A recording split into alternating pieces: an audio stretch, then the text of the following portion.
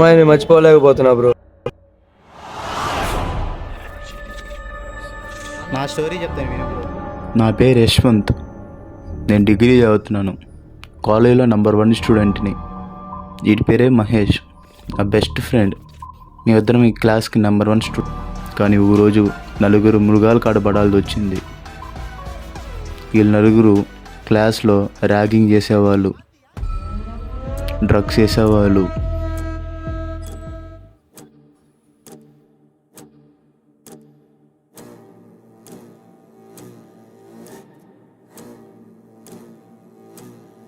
ఒకరోజు నా ఫ్రెండ్ రాలేదు.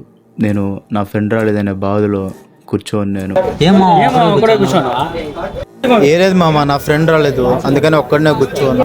మీ ఫ్రెండ్ రాకపోతే మేము ఉన్నాం కదా. రామా ఒక ప్లేస్ వెళ్దామా?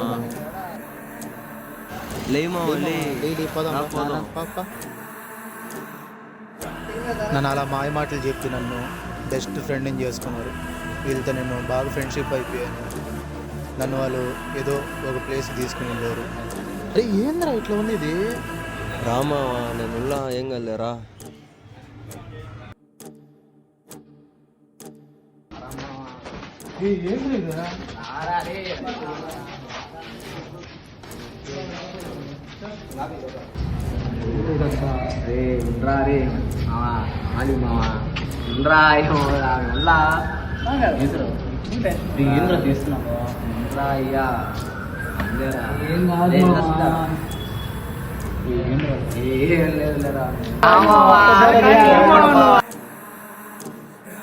అలా ఏదో ఒక తెలియని పౌడర్ నాకు బలవంతంగా అంటగడుతున్నాడు.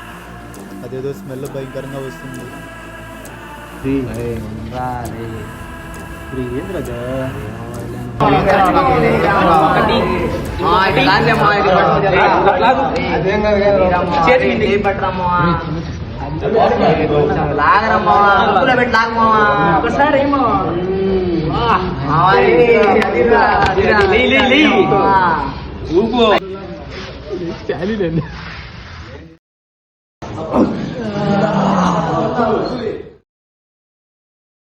అలా నేను డ్రగ్స్కి బాగా అలవాటు పడిపోయాను.